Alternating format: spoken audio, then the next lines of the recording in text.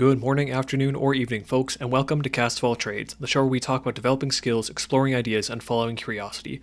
I'm your host, Orion Siebert. In this episode, I talk about belief, perception, and worldview.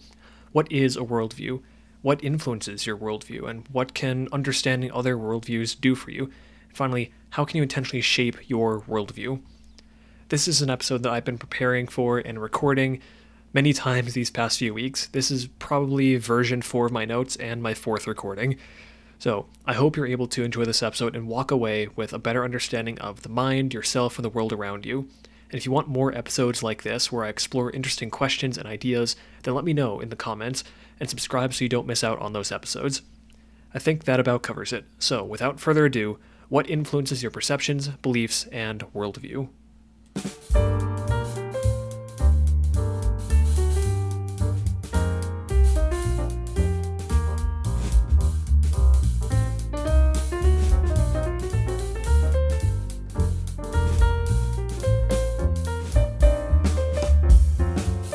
Before we can dive into things, it's important that we set some ground layer definitions that we can build from. Starting with perception. What is perception? Perception is the process of using our senses, such as vision, hearing, touch, smell, taste, etc., to become aware of and understand our environment, and that involves organizing and recognizing and interpreting this sensory information that we receive and then responding to it. And the cherry on top that really wraps up perception and why it's so important is that perception is subjective, and it can be influenced by our expectations, our experiences, and our biases. Reality and perception are not always the same, and rarely are they actually really the same. You can get a good, close enough facsimile from our senses to come up with a good facsimile of what reality is, but we're not always going to be accurate on that. Then, building on that, what is belief? Belief involves mentally accepting or having confidence in something as true, even without absolute proof or certainty. Our belief of reality is based on our perceptions, and because our perceptions are flawed, our belief and our view on reality is typically going to be flawed in some way, shape, or form.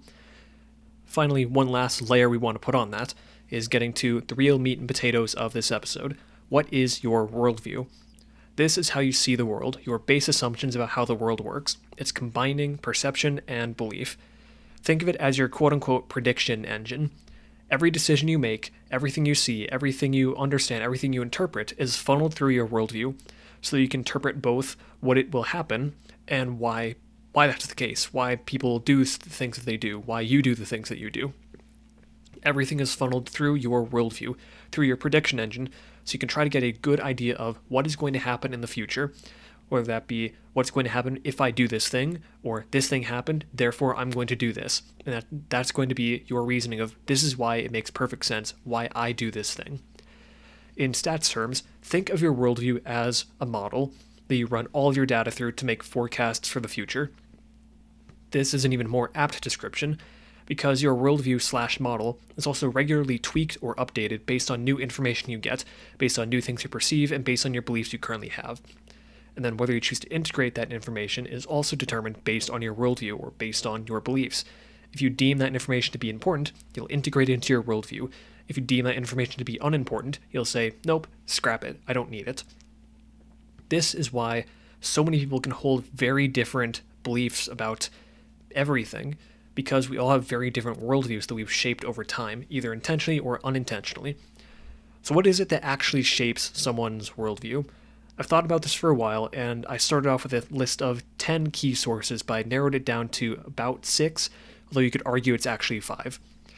But the main 6-ish primary sources that I believe will shape one's worldview are genetics and biology, family and friends, location, education, and media. And note, when I say these are the main sources that shape worldview, this is that these are all predisposition sources, not predetermination sources. Predisposition meaning you are more likely to be influenced by these things in a designated way than not. They're not going to force you to go down a certain path, but you're going to be more predisposed to, or you're going to be more likely to go down a certain path because of these things existing, or because of different interactions you have with these things. There are always going to be expectations to the rule, but in this case, most of the time, you're going to see these impacting how someone views the world. So let's dive into it a bit more closely. Let's start with genetic and biological predispositions. Starting with genetics, based on the studies that I've seen and been able to really interpret, personality appears to be about a 50-50 split between nature and nurture. Many people are going to argue that no, personality is entirely nature. You were born a certain way, and that's how you're going to be for the rest of your life. And other people argue, no, it's entirely nature. You're come out of the ethereal ooze as some sort of shapeless blob that gets shaped by the rest of reality, and ultimately that becomes you. And these are both right to some extent. Based on the studies I've seen, in particular twin studies, analyzing how twins grow up, even if they're separated, based on their environment, based on their genetics, they should be very similar or should be very different. And based on these studies we've been able to see, we have a rough approximation that one's personality is about 50% heritable through genetics and 50% environment through wherever they've grown up in. And your personality traits are going to impact how you view the world. And I've been able to just pick out a couple different personality traits that I feel are good examples of what this might look like. Starting with introversion versus extroversion. In many personality tests, these are a staple in almost every personality test you'll find. So let's dig into that a little bit more of how can these personality traits really influence how you see the world. Look at introversion. Introverts are those who typically prefer to stay by themselves, to have one or two close friends. They're not the ones who want to be out there partying nearly as much. They're people who generally recharge through alone time, through quiet time, off doing their own thing. Compare that with extroverts, who will typically much prefer being in a larger audience, who will prefer being the center of attention, who will typically prefer to have more people surrounding them. They get energized by being surrounded by people. Two different people just based on this one personality trait.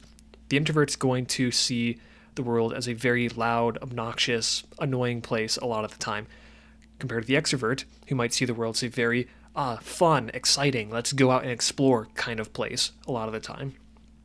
If you present the introvert with the option of, if you tell them that there's a party going on this weekend and that they should come, they might go out of a feeling of obligation, but their worldview of it is going to be another party to go to, more people, it's going to be irritating, it's going to be draining, I can't wait for this to be over.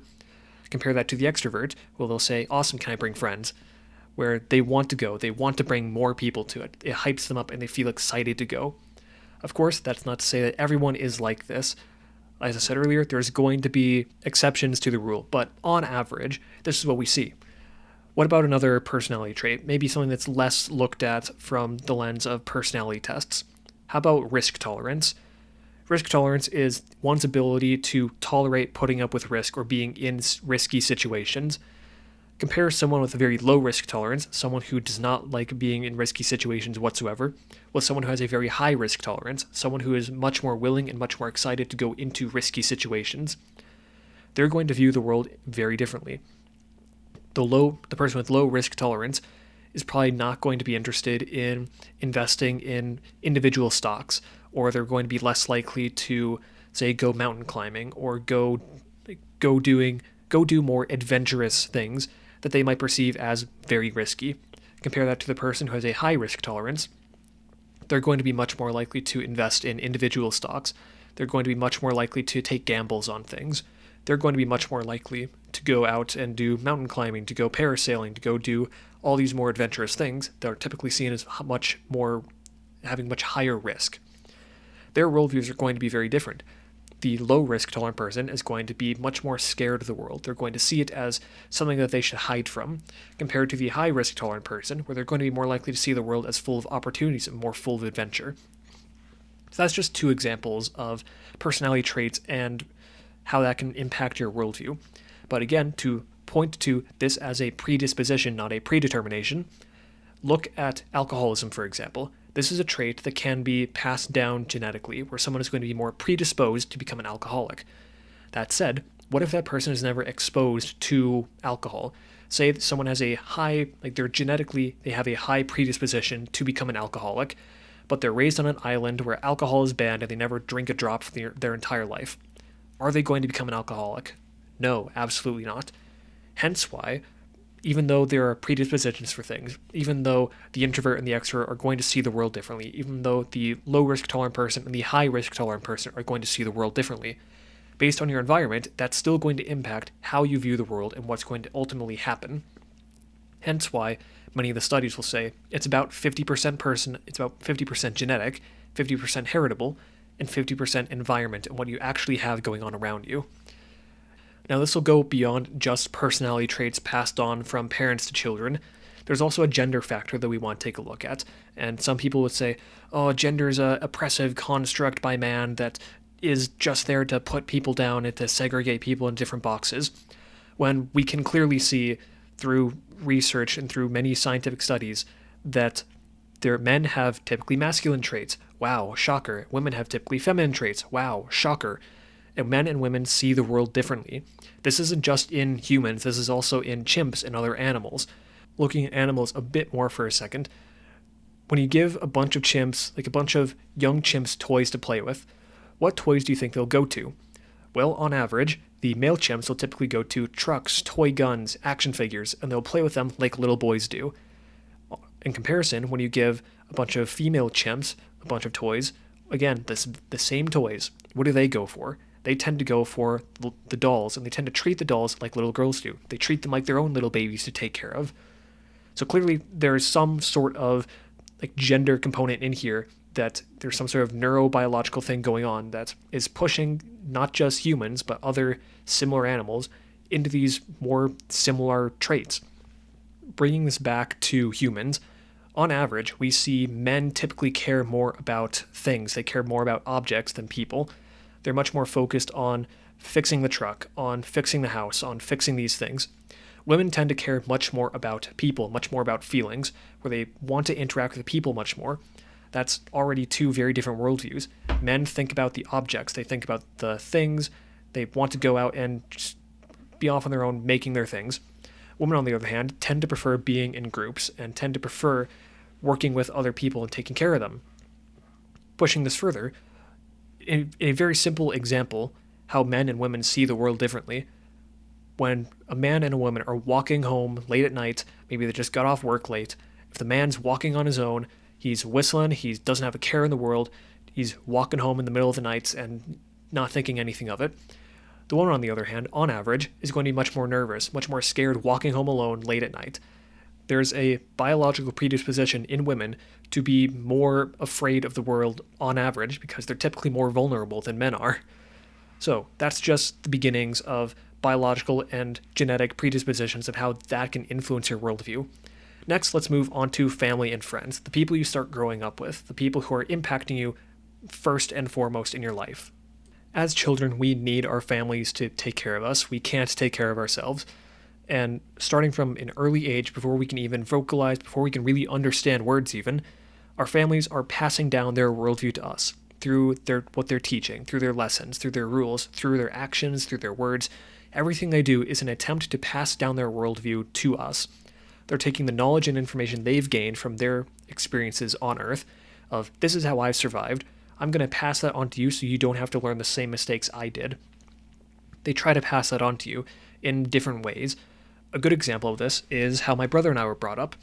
A worldview and an idea that my parents thought this is very important for our children to learn is that it's very important to have a high level of personal responsibility.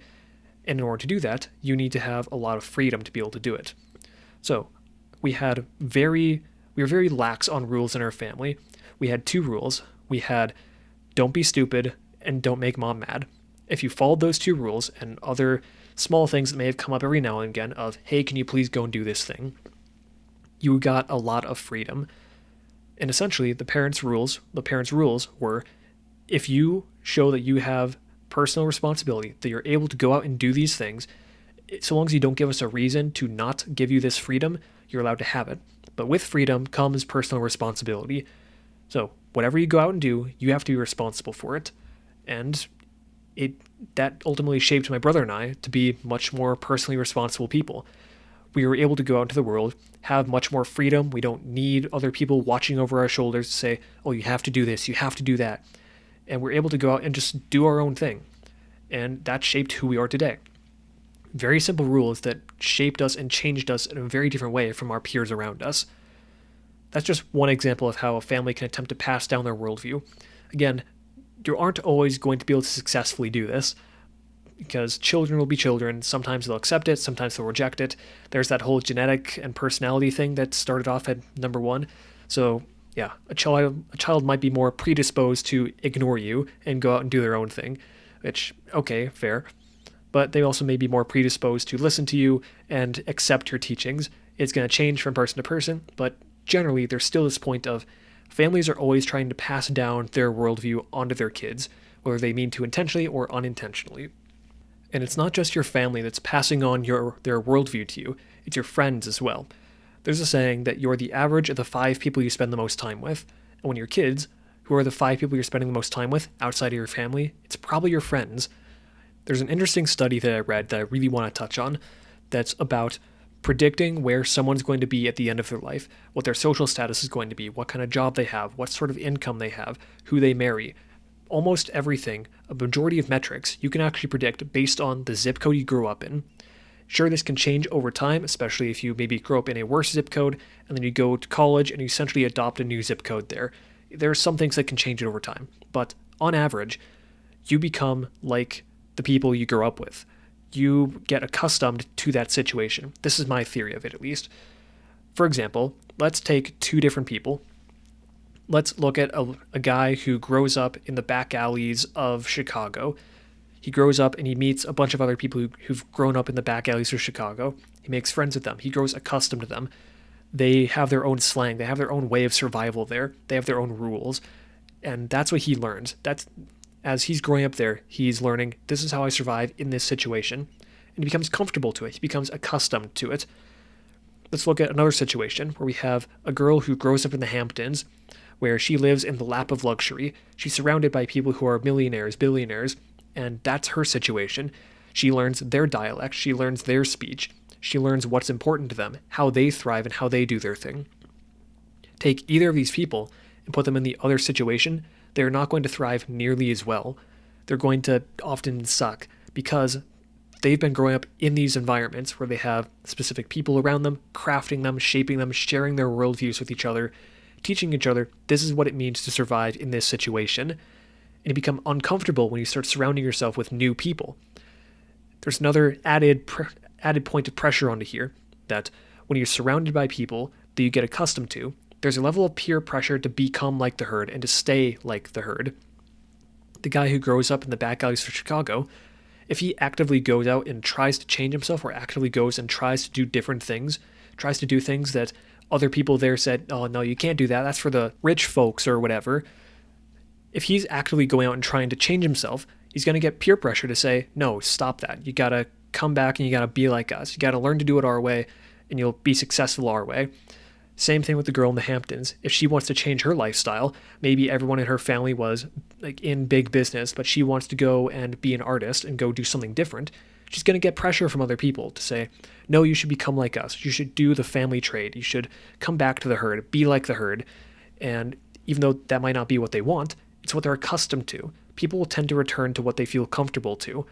So even if they want to grow and they want to become someone different, there's peer pressure from their friends, from their family, from the people around them that say, this is the worldview you want to have. This is what we believe is right, and we're going to push that onto you. That's why so many people end up having so many different regrets in life, because many of them are living lives that other people have pushed onto them. So that's number 2, family and friends, the people that you grow up with. Next is the location you grow up in. Starting from the big picture, we have countries which have their own cultural tendencies at large. Compare China and the US, 2 very different countries, but 2 very successful countries in their own right. Both of them have cultures heavily based on their history. China has had centuries, thousands of years of history of people trying to unite China as one big country. There's something to it that pushes that Confucius philosophy, that pushes many of the historical events add up ultimately to create one big cultural mass that is China. And there are some tendencies to it, such as China is a much more collectivist society compared to the US, which is a much more individualistic society. In China, people will put the group over the individual. They'll sacrifice themselves if it means the betterment of the group. Compare that to the US, where we push for individuality. We say the individual is more important than the group in many situations.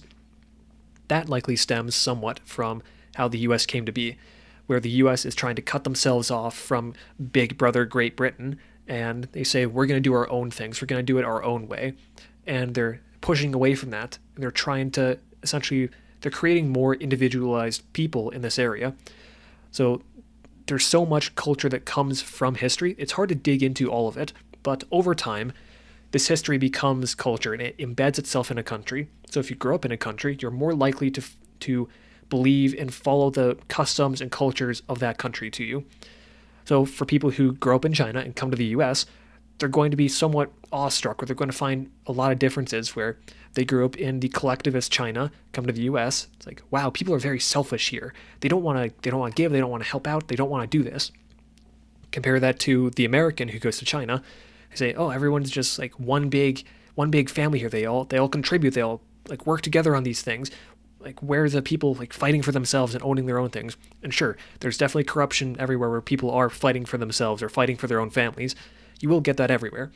But on average, China is much more collectivist than the US. And you're going to see that when you look at these cultures. And when you look at the people who grow up there, they're going to imbibe and inhabit that culture so much, it becomes part of their worldview. They say, this is normal. This is what people should be doing. The Chinese say you should contribute to the collective more than the individual. And the Americans say you should contribute to the individual more than the collective. So that's just one aspect of country that can impact your worldview. Another interesting way that you can look at it is, what's the image of the location? Different places are going to have different images painted of them. A good example of this is the US and the American dream. People came to the US because of this American dream of, you can come here with nothing, you can grow up from nothing, you can go from rags to riches. They love that story. They picture the US as this land of dreams and opportunities, and it's imbibed itself partially in the culture as well, where people in America, at least for the most part, for a long period of time, they had this American dream of, you can go to school, you can get a job, you can own a house, you can get married and have 2.3 children and a dog and a white picket fence. And that was this image of this country, and people adopted that, and it became part of their worldview of, this is what I should be working towards, this is the dream, this is the goal. So image of a location matters, not just to the people outside of the location, but the people who are living there. Finally, there's the environment, where what kind of physical environment are you growing up in? Are you growing up in are you growing up in Canada, where winters get very cold, and that becomes part of your worldview of, oh yeah, when it hits December, you gotta make sure you have firewood ready. You gotta make sure that you have your house insulated. You have to go change out the tires to get some good snow tires. Compare that to someone who's raised in Barbados. The environment's much different. You're not thinking about snow. You're drinking drinking margaritas on the beach. Two very different environments leading to two very different worldviews. You prepare for different things based on your environment, and that's what you become aware of. Going down from the country to the state. States are basically just, many states are actually just the size of countries. So think of a state as just sort of a sub-country, and each state having their own little cultural development and with its own history. Like, states in particular are heavily influenced by the image of the location, such as New York and California being the land of dreams, where go to California to live out your dreams, or go to New York to live out your dreams, to live it large. Or the image of Nevada, in particular the city of Las Vegas. People go there and they see, oh, the city of glitz and glamour, and what happens in Vegas stays in Vegas. There's this influence there. There's this image of the location and cultural tendencies there that people say, this is what this place is about. And people who are raised in that environment adopt that environment a bit more. So I already touched on city a little bit there from that last section on states, but this last part of location I want to touch on is cities versus towns, because countries and states typically have a major impact on where you grow up in, but when you shrink it down to just the city you're in, this can have an immense impact on the worldview that you have, especially when you look at cities versus towns. So I'm just going to do a little compare and contrast here to show just some small examples of how the city you grew up in versus a small town maybe nearby even can have two very different worldviews. Cities are typically bigger, towns are typically smaller. Cities are typically more liberal in the American sense, and towns are typically more conservative in the American sense. Cities, you have more opportunities. Towns, you typically have fewer opportunities. Cities are typically much more stressful, while towns are typically much less stressful. When you look at cities versus towns and the people who grew up in them, you can clearly see differences between these people. You can clearly see the small town boy just kind of relaxing. He's just happy to be doing his own thing, typically much more traditionally minded compared to the person who grows up in the city. They're typically much more on edge, much more progressive, much more pushing for change, and much more activism, or however you want to look at it. These people, both of their logic, both of them make total sense for the places that they're growing up in, make sense for the places that they're living in. I'm going to dig into that a little bit more later when we start talking about organizations, but just keep that in mind for now, that where you grow up is going to have a massive impact on the kind of person that you become. So that's location. Next is education. Many people would argue that the education and organization sections should be put together, and I kind of just go 50-50 on it. I decided to split it up. Just go with it. So education.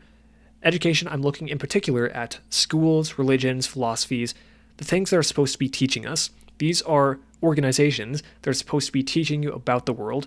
They essentially claim themselves as the arbiters of truth, knowledge, and morality, where they're asking and answering questions of, are there gods and devils? Is there heaven and hell? Is there good and evil? What happens before we're born? What's our purpose? What happens after we die? How does the world work? And what do I need to know to be successful? In particular, what we want to look at here is, what do these places teach you? What don't they teach you? How are they teaching you? How do they treat people? And what is encouraged? So looking into the what do they teach you? This is all the information that you are being presented with. Compare that to what they don't teach you. This is everything you're not told. This can be it's hard for me to explain this exactly, but information is important. Whatever is left out, people will deem that as less important. So if you're being taught something, clearly there must be some sort of importance to it. Depending on the group that you participate in, certain things might get left out that they think aren't important, but would have a massive impact on your worldview. The things that you're told, the histories that you're told, are often told through some sort of lens to favor one side over another. Things are always told with some sort of bias in some way, shape, or form. It's hard to get rid of that bias. So when you're being taught something, for example, schools today are typically much more liberal. Many universities are typically much more liberal. A lot of professors are typically much more liberal, and they're going to push that view just a little bit. Some of them will push it a little bit, some of them are going to go hard on it. A good example of this is in the news, maybe not so recently, there was a video of a math class being taught about gender studies and taught about transgenderism and the LGBT whatever community. And I think to myself, why is that being taught in a math class? This is a math class. Teach them math. There's a reason why we have different classes for different things. But for some reason, that teacher in that school thought, this is the thing that we want to teach these kids right here and right now. So what are they teaching the kids, and what are they not teaching the kids? In that situation, the math class was teaching these kids about the LGBTQ whatever community. They were not teaching them math. So what are they teaching them versus what are they not teaching them? That's going to have a massive impact on the worldview. And then how are they teaching them? I'm not going to go into the whole idea of learning styles because learning styles are BS. I did a previous episode on that if you want to look into it a bit more. But it's more of how effectively is this information being taught? And it's hard for me to exactly explain how that works, but how is this information being taught could also be seen as what's the bias to it? What's the end goal that the teachers are trying to get the students to? Or what's the main purpose of it? I know as I was growing up in early school, my goal was to just do well on the test.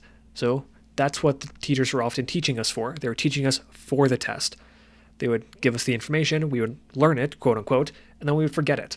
And most information really did not sink in and didn't become part of our worldview until much later, until we started to realize, oh wait, a lot of this information actually stacks on each other. It's supposed to integrate into a worldview of some sort. Next is how are they treating people? How are teachers treating people? This is becoming ever more important as we look at our schooling system and how corrupt and how it's changing today. A good example of this is how many young boys are being put on meds how many of them are being called troublemakers or being said, oh, this kid has like some sort of mental disorder because they're a little boy who doesn't want to sit down in class, who wants to run around and play and explore and do things, when the teacher says, oh no, you have to sit down, you have to listen to me, yada, yada, yada. Why can't this kid shut up and just let me teach my lesson? Even though they're not going to say that out loud, that's what they're really thinking on the inside. How are they treating these people that they're teaching? Teachers who are working with little boys are often thinking to themselves, why can't this little boy just act like a little girl? And they often treat little boys like defunct young girls, where many young girls are much more willing to sit down and just listen and learn and be part of school. That's just a gender tendency that tends to happen. So what do? The teacher talks to the parents of the little boys and says, you have to get this little boy under control. He has some sort of problem. You got to get him diagnosed. You got to put him on meds. You got to drug him to high health so he can shut up and listen to my class period. How does that change that little boy's worldview? It changes his worldview because he's now seeing himself as, oh, I'm just broken. I need drugs to be fixed. And that's not helping. That's heavily dampening down that kind of person. It's dampening their personality. It's dampening who they are. And it's changing their worldview in a possibly dramatic way that does not serve them well. So how are teachers actually treating their students?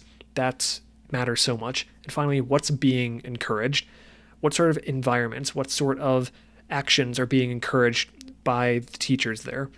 I'm not going to dig too deeply into this, but a good example of this might be in religious organizations. They might say, we encourage you to go out and serve a mission, to go and dedicate your time to the Lord or to the church, to go and do this thing. That's being encouraged. That's being added to one's worldview, where it almost becomes an expectation of, this is what you do. This is what good members do. So that becomes part of your worldview of, oh, if I do this thing, I'm a good member of this. If I don't do this thing, I'm a bad member of this. Maybe that's not what's explicitly said, but in many situations, that's how it's interpreted, and that's how it is added into one's worldview. So that's just a brief gloss over of education being schooling and religious organizations/philosophy. Next thing I want to touch on is organizations. And I'm going to put religion/philosophy into this category as well, because religion and philosophy is both an education and an organization. There's a spiritual, educational element of it, of teaching people what's good and what's bad and trying to teach them good morals or teach them what they believe to be true. But there's also an organizational sense to it, of there's a physical entity behind most religions and most organizations that can change how things run. And I'll try to dig into that a little bit more. But aside from just religions and philosophies and similar organizations, we have something like political parties, we have local communities, we have work/business organizations. And the main things I want to touch on here with organizations is that many of them involve ideologies, and a lot of these ideologies are great at forming an us versus them mentality. And it's kind of an extension of education in some senses, where many of these organizations are continuing to act as an extension of being arbiters of truth, knowledge, and morality, except where they might change it up a little bit is these groups, these organizations will often offer their own way of saying, this is the path to success. Many religions will say, our way is the right way. We are the one and only true church, and our path is the only path to heaven, to salvation, to reincarnation, or whatever you want to call it. A similar thing happens with political parties, where many political parties, ideally, want the same end goal. They want a good, functioning country where people are taken care of, where people are happy, that things are growing, things are thriving. Ideally, that's what political parties want. That said, what's different is that they disagree on the path to success. They disagree on the path to get there. And you may have remembered earlier that I mentioned that work and business culture is also added in these organizations. While they may not be portraying themselves as the arbiters of truth, knowledge, and morality, they do also promise a path to success in their own ways. They say, if you work with us, if you commit to our country, commit to our company, commit to our business, this is your path to success, to financial success in some way, shape, or form. So almost every organization will have some sort of path to success that they have as a part of them. And it's mostly stemmed based on their local culture. They decide what is valued and what is praised. If you follow their path to success, you'll be praised by it. What do they value? What do they decide is a high status thing? If you're looking at political parties, it's like in some ways, it's how well do you conform to the party? How closely do your views align with the party's views? If you look at business, it might be which software package do you use? What's your strategy? How many sales calls do you make? Or if you're looking at religion, it might be like, are you doing what's the common practices here? For example, in Mormon LDS culture, a good representation of what's valued is, oh, did you show up on time? Are you staying after for being part of the ward choir? Are you contributing even more than everyone else? Are you bringing more to potlucks or whatever? There's different things that different cultures value and different organizations will value, and they'll praise them differently. But I feel like the main key part here of organizations is that these are the groups that promise their own path to success. And note, I want to add other local communities in here, not just things that are saying that we are truth, knowledge, and morality. You can also add something like a local sports league where they value getting points and having fun, and that's their own path to success. There are many different organizations you can add to here that will impact and influence your worldview. It's hard to narrow down and really nail down all of these here. This is partially why I separated out education and organizations, just because the vast differences between some of the organizations and the education you can be getting.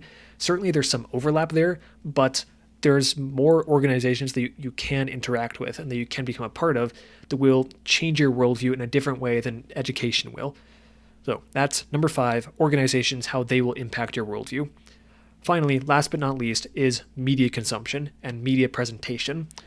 This is both news media and entertainment media, and the main key points I want to touch on here is similar to education in some ways, of what information is being presented, what isn't being presented, how is it being presented, and how are people talking about it? What's the general public, how are they responding to this information? So when we look at the what information is being presented, what isn't being presented, this is especially common in news media, where we start hearing about, well, it's obvious that most news media is biased in some way. We know that certain news sites are more left-leaning, we know that certain news sites are more right-leaning, and they're going to present information differently. Someone on the left may leave out certain pieces of information, or they may misconstrue it in some ways that make their political party more favored. Compared to someone on the other side, they might leave out other information, or they may include extra information that the other side didn't include to make their party look more favorable and make the other party look worse. It just kind of happens. What are some other biases that might be present? One of the most common biases that we'll see in news today is a gender bias, where we'll have a female positivity bias and a male negativity bias, where if women do good things, they'll be praised as women in the media. If women do bad things, they'll be called person in the media, where if men do positive things, they'll be called person in the media, or if men do negative things, they'll be called males in the media. If you see it, once you hear about it, you'll start seeing it everywhere. It's kind of amazing. And just for a quick example of this is what happens when there's a massive disaster that happens. How is it presented to people on the news? They present it as 160 people dead, 23 women, 56 children.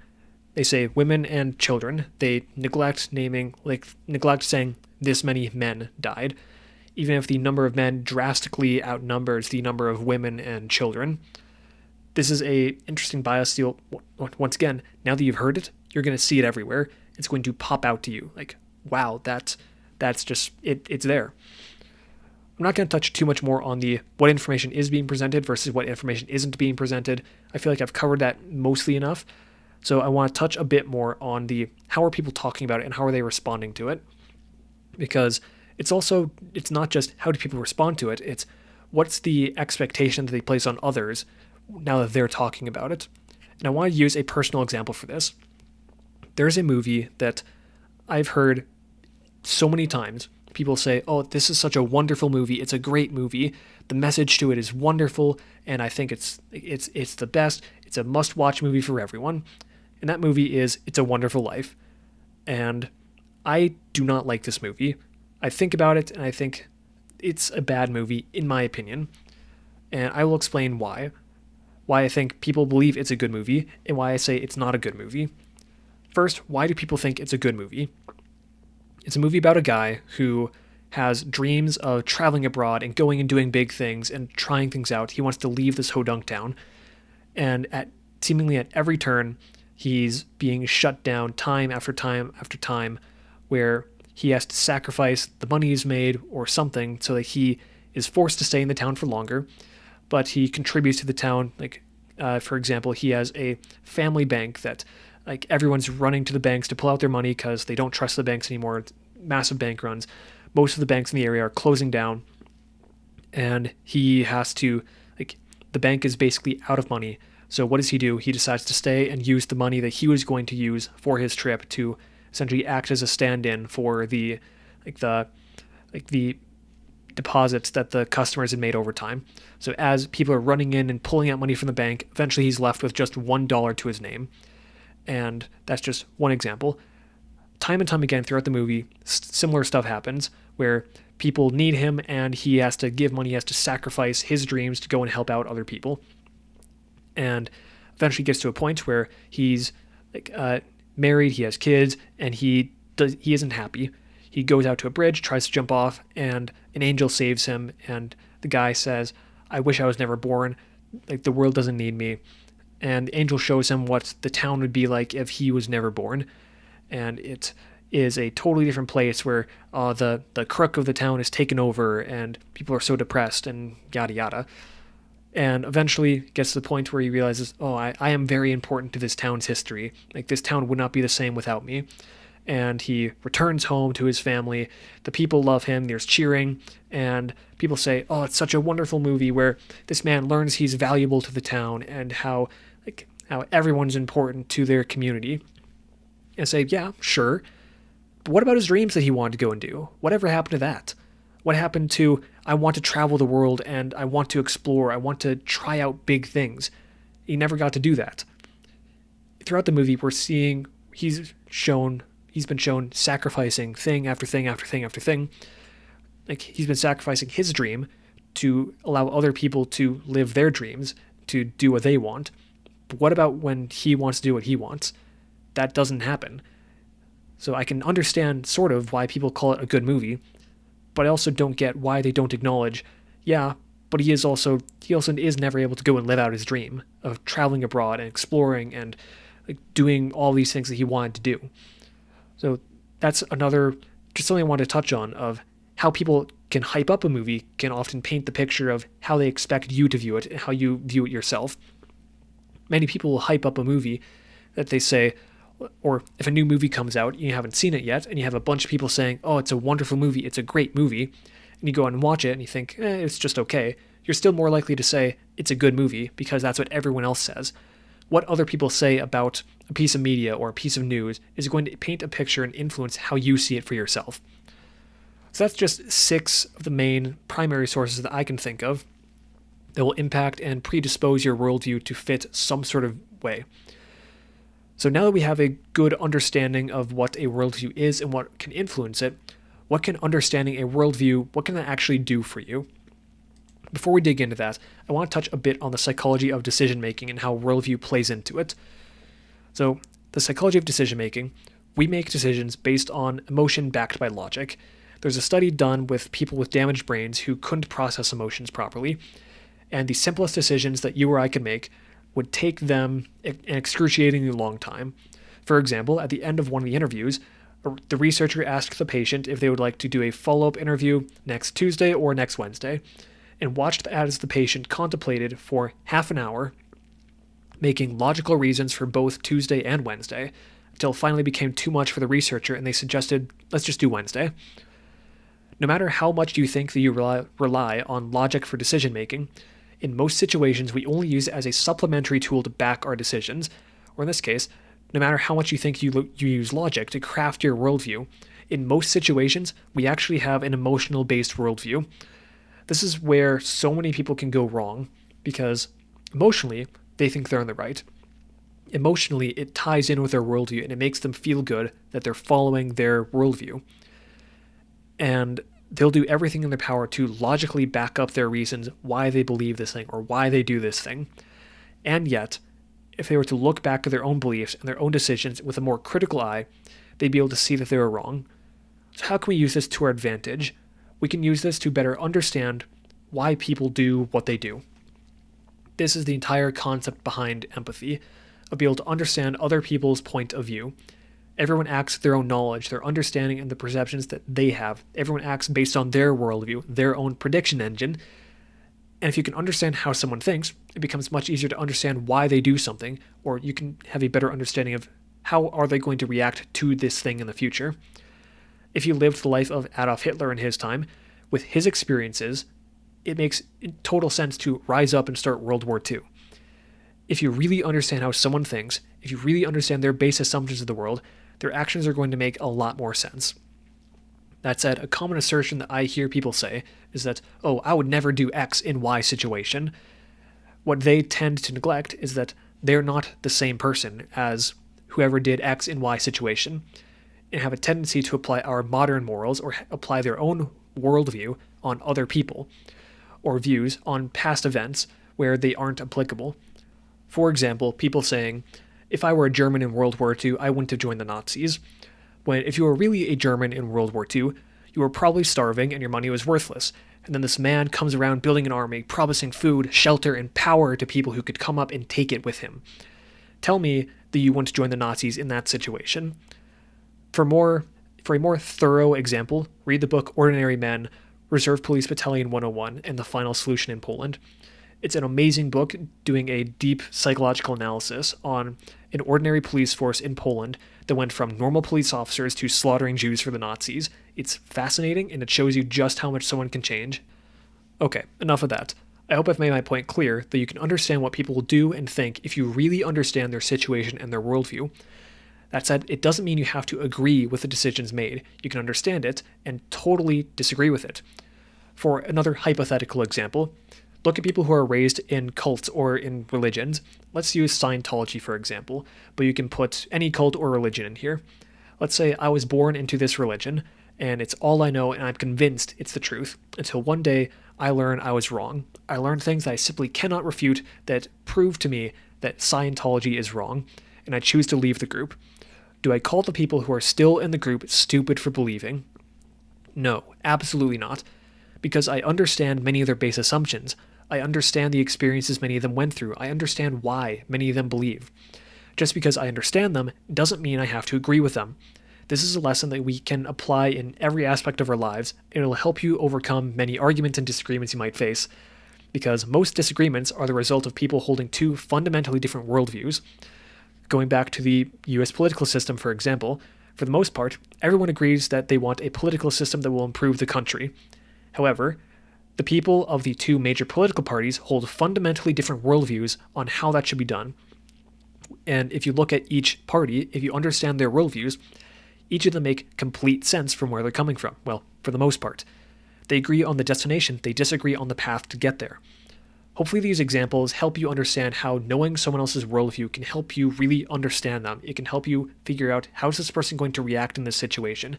Why are they doing what they do? If you can understand why someone thinks the way they do or how someone thinks the way they do, life becomes so much easier and it becomes so much easier to make sense of things. So building on that, how can we intentionally shape our own worldviews to be more accurate and representative of reality? Before we can look at that, I want to briefly touch on how our worldviews naturally change over time. Typically, this can be seen in our changing beliefs from childhood to teen years to adult years. Why is it that children ask so many questions? And why do we typically ask fewer and fewer questions as we grow up? It's because children are still forming their worldviews, while teens think they have everything that they understand everything, and adults pretend that they understand everything. As you grow up, your worldview begins to shift, it begins to grow, it begins to change. There are some common examples of this, with shifting generations, for example. As people age, they typically go from being more liberal to becoming more conservative, while young people are typically more progressive, older people are typically more traditional and more conservative. In a similar way, younger generations have a tendency to reject the ideas and methods of the older generation to some extent, and craft their own ideas and methods, and then repeat the cycle ad infinitum. This is almost entirely based on the idea that we are exposed to new information, As we grow up, we get exposed to more information, and then eventually we get to a point where we feel like, yes, I have a substantial amount of information, I clearly know how the world works, therefore I'm going to be done accepting new information in my brain. This is called brain calcification. It happens with older people where perhaps they just get to a point where they say, yep, I understand how the world works, the world's not going to change it much after this. This is also called the normalcy bias.